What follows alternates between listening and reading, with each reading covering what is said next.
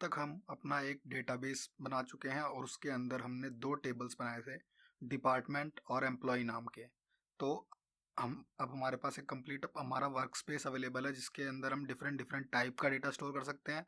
और जो हमने टेबल्स बनाए हैं उनके अंदर हम एक एक single single row of data insert करेंगे और उस डेटा को स्टोर करेंगे। तो जब हमने टेबल बनाया था तो हमने उसमें स्पेसिफाई किया था कि कौन कौन सी कॉलम्स होंगी। फॉर एग्जांपल हमारे डिपार्टमेंट टेबल के अंदर आईडी कॉलम है, नेम कॉलम है, एडमिन आईडी कॉलम है। सिमिलरली हमारे एम्प्लॉय टेबल के अंदर कॉलम्स हैं ID, name, is admin, age, ये सारी की सारी। तो जिस टाइम पे हम टेबल को डिफाइन कर रहे हैं हमने स्पेसिफाई कर दिया कि उसके अंदर कौन कौन सी कॉलम्स होंगी और उनका डेटा टाइप क्या होगा। बट कई बार ये सिचुएशन आ सकती है कि हमने एक बार टेबल बनाया और वो टेबल बनाने के बाद हमें रियलाइज़ होता है कि हमें एटलीस्ट एक कॉलम और ऐड करनी है या किसी कॉलम का हमने डेटा टाइप गलत दिया है, या फॉर एग्जांपल कोई हमने ऐसी कॉलम ऐड कर दी जिसका कोई यूज़ नहीं है। तो हमारे पास ऑप्शन होना चाहिए कि हम एग्जिस्टिंग किसी टेबल को मॉडिफाई कर सकें। तो इसके लिए हमारे पास होती है ऑल्टर टेबल कमांड। जैसे हम क्रिएट टेबल कमांड से एक टेबल को क्रिएट करते हैं, वैसे ही हम ऑल्टर टेबल कमांड को यूज़ करके एक एग्जिस्टिंग टेबल को मॉडिफाई कर सकते हैं। ऑल्टर टेबल कमांड का यूज़ होता है एक टेबल में कोई नई कॉलम ऐड करने के लिए, एग्जिस्टिंग कॉलम ड्रॉप करने के लिए, या किसी एग्जिस्टिंग कॉलम में थोड़ा चेंजेस करने के लिए। मान लीजिए आपको उसका डेटा टाइप बदलना है या उसके कुछ कंस्ट्रेंट्स बदलने हैं। तो सबसे पहले हम देखेंगे कि हम किसी एक टेबल में एक नई कॉलम कैसे ऐड कर सकते हैं। फॉर एग्जांपल हमारी अगर एम्प्लॉय टेबल पे हम जाएं तो हम इसमें लिखेंगे ऑल्टर टेबल और टेबल का नेम एम्प्लॉय। ओके, और उसके बाद हम लिखेंगे ऐड। हमें एक कॉलम ऐड करनी है, हम यहाँ पे कॉलम का नेम देंगे हमें क्या कॉलम ऐड करनी है।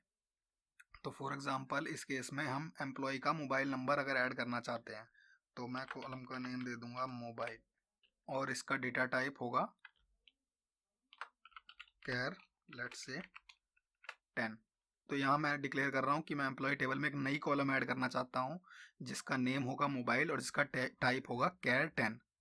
तो मैं जैसे ही इसको एग्जीक्यूट करूँगा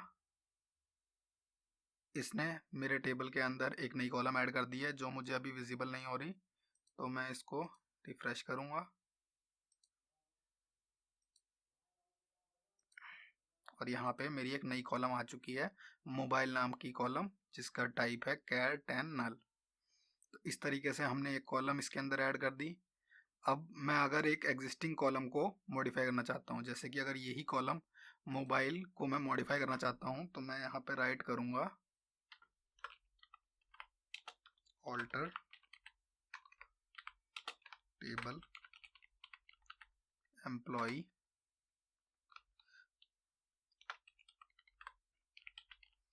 ऑल्टर कॉलम। तो मैं यहाँ पे इसको मॉडिफाई कर सकता हूँ, इसका मैं नया डेटा टाइप यहाँ पे डिक्लेयर कर सकता हूँ। मान लीजिए मुझे लगता है कि कैर 10 से काम नहीं चलेगा, मेरे को इसके आगे +91 भी कभी कभी अपेंड करना पड़ सकता है। तो मैं यहाँ पे इसको कैर 13 कर दूंगा कि मुझे 13 कैरेक्टर्स चाहिए मोबाइल नंबर स्टोर करने के लिए। तो मैं उसका डेटा टाइप चेंज करना चाहता हूँ। अब यहाँ पे मैं ऑल्टर कॉलम जब यूज़ कर रहा हूँ तो ये सीक्वल सर्वर के स्पेसिफिक सिंटैक्स है। अगर आप माई सीक्वल या ओरेकल 10G यूज़ कर रहे हैं तो पॉसिबल है आपको यहाँ पे कॉलम के आगे ऑल्टर की जगह मॉडिफाई लिखना पड़े। तो पूरा सिंटैक्स सेम होता है, खाली ये सिंगल एक वर्ड का डिफरेंस है। मैं यहाँ पे रन करूँगा, अगेन इसको रिफ्रेश करूँगा।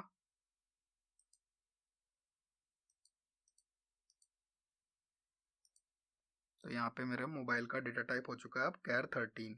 सिमिलरली मैं चाहूँ तो किसी कॉलम को ड्रॉप भी कर सकता हूँ। फॉर एग्जांपल हमने यहाँ पे कॉलम डाली थी डेट ऑफ बर्थ और एज दोनों। अब अगर मेरे पास किसी की डेट ऑफ बर्थ है तो मैं उसकी एज डायरेक्ट निकाल सकता हूँ, ऐसी किसी कॉलम को स्टोर करने की मुझे ज़रूरत नहीं है।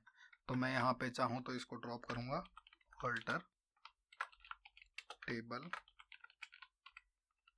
एम्प्लॉय ड्रॉप कॉलम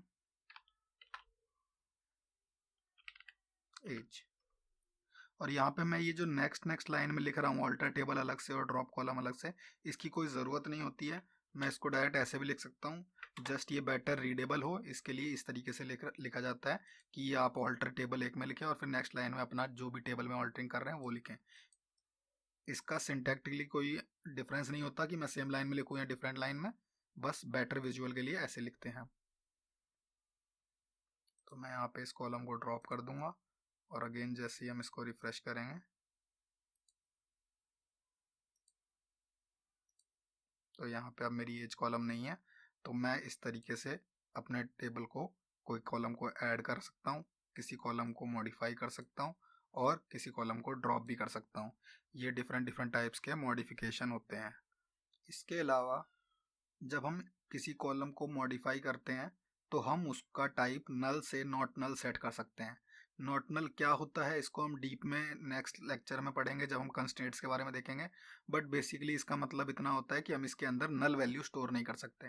तो जब मैं इसको ऑल्टर कर रहा हूँ उसके डेटा टाइप के बाद मैं अगर नॉट नल स्पेसिफाई कर दूंगा और फिर इसको रन करूँगा तो अभी जैसे मेरा यहाँ पे मोबाइल कॉलम है उसके आगे नल लिखा है, मतलब मैं इसके अंदर वैल्यू नल स्टोर कर सकता हूँ। बट अगर मैंने इसको रिफ्रेश कर दिया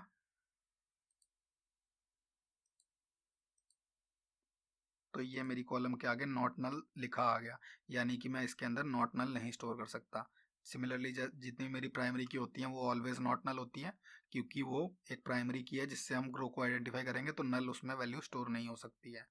तो नेक्स्ट लेक्चर में हम कंस्ट्रेंट्स के बारे में पढ़ेंगे और देखेंगे कि ये जो नॉट नल और यूनिक कंस्ट्रेंट्स हैं इन सब का क्या यूजेज होता है और इनको हम कैसे यूज़ करते हैं सीक्वल में।